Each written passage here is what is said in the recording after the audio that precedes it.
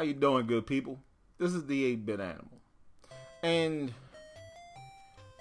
I have mentioned in a couple of different instances that a good puzzle game oftentimes is absolute perfection.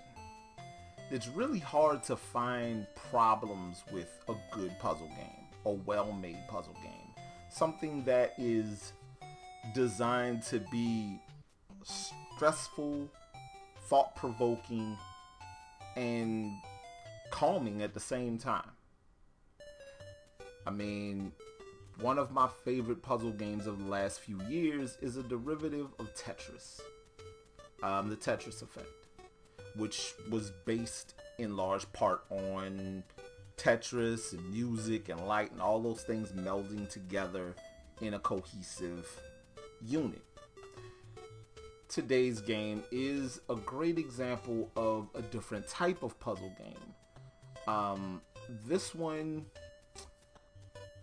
is basically you line up blocks in rows and columns to match up and get them out of here. And that's another derivative of Tetris. And it works really well here. Also, it was made with homegrown Nintendo characters, and the NES port at least is a good game made by Tosei. And shout out to Tosei for making good games when they make good games, because we know. Today, we're going to take a quick look at the NES version of Yoshi's Cookie.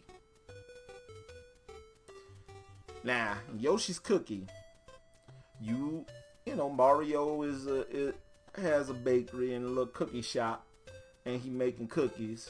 And basically what you have to do is line these cookies up in matching rows and columns by maneuvering your cursor where you want him to hit the little lever and move stuff around.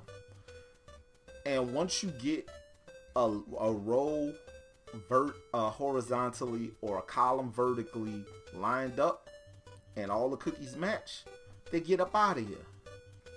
And there's a little meter on the side. You fill up that meter to the desired amounts. Level's cleared. Move to the next level. And this sounds simple enough, but you know how puzzle games are. After a while, puzzle games start to, stuff starts to move faster. More stuff starts to pop up. And you have to work your way through this to get rid of what you have to get rid of in the right amount of time. And let's be real. Let's be real. This one gets kind of tough kind of quick. But I will say, Tosei did a really good job with this game. They handled it wonderfully. It's one of those things where if it's done right, it's fantastic. If it's done horribly, nobody is ever going to want to touch it, and nobody will ever mention it again. Both of the NES games that starred Yoshi were puzzle games. I was a little frustrated by that because, I wanted a platformer. We eventually got a platformer starring Yoshi on the Super Nintendo, and it is an absolute classic. But these puzzle games, Yoshi's Cookie and Yoshi before it, they weren't bad games. And I'm glad they were a little different than other puzzle games that we got on the NES. Thankfully, Nintendo was really good about making sure that some of their puzzle games were a little different. They were a little different, thankfully. Also, this one has a versus mode. I know nothing about how the versus mode works because I'm a weirdo that don't have friends to play puzzle games with. So there's that.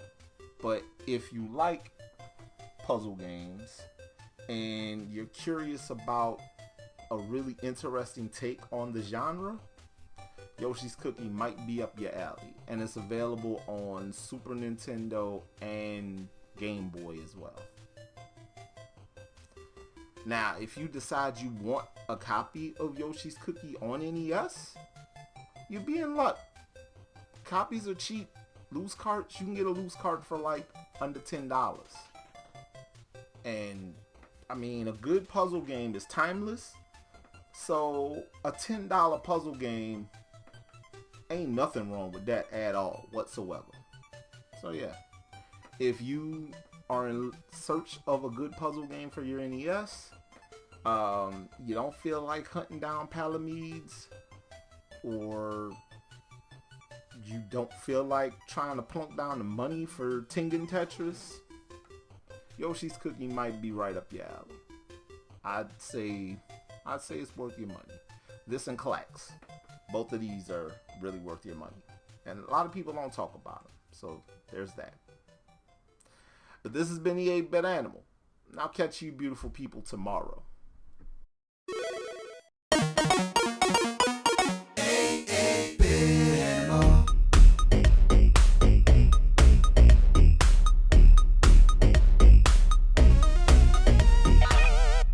Tomorrow. This just in. Mobsters tip over baby carriage. Film at 11. Wait, what?